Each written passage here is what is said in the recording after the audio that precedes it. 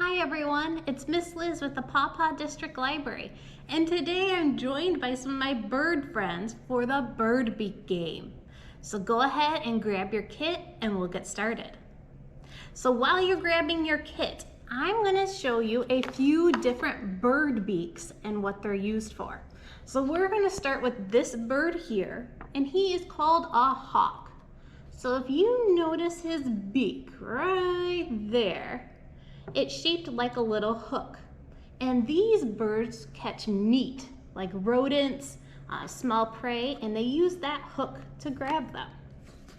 The next bird we're going to talk about is the hummingbird. I bet you guys have seen a few of these flying around this summer. And these birds have this long, thin beak that they use for sucking out nectar from flowers. And then I'm sure you guys have seen these on Maple Lake. These are ducks. And these ducks have these flat bills that they use for getting small fish and the plants that are in the water.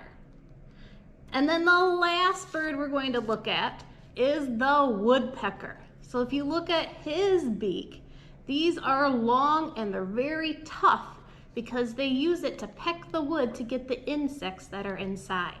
All right, so in our game today, we are going to use some tools that resemble these sorts of beaks. All right, so I'm going to grab my kit.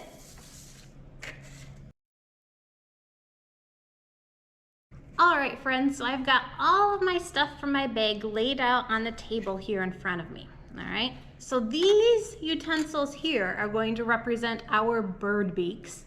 And then everything on the plate here is going to represent our food. Now feel free to go around your house and pick up some other things that you think birds might eat. So you could go outside and pick up some twigs, some leaves, you could pick up small stones, you could go and see if you can find some string to represent really tiny worms, and put that on your plate as well. All right, and then what you are going to do is you are going to choose which beak you want to start with. So I am going to start with my clothespin here. This is going to represent our bird that has a really strong beak, all right? And I'm gonna put 30 seconds on my timer, and I'm going to see how much of this food I can pick up and move off onto the table in 30 seconds, all right? I'm not gonna do that on camera though, because I want you guys to do it yourselves. I don't want you to see what I do, okay? And then after you've done that, you can record it on your little chart here. So here's your clothespin. You're going to count how many beans you were able to pick up, how much pasta, how many rubber bands, gummy worms, and then marshmallows. And then you're going to move on to your next thing, which is your tweezers. So these represent the birds with the long, narrow beaks. So you're going to put your food back on your plate. You're going to put another 30 seconds on your timer, and then you're going to see how much food you can move. And then you're going to record it on your chart.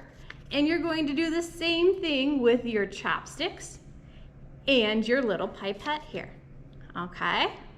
And then if you have a sibling nearby or a friend, I want you to challenge them to do the same thing and to see who can get the most food off of their plate, all right? So which beaks work the best for which types of foods, all right? There's your challenge. Let me know how it goes. I hope you guys have a great rest of your day. Don't forget to sign up for summer reading. All right, I will see you guys soon. Goodbye.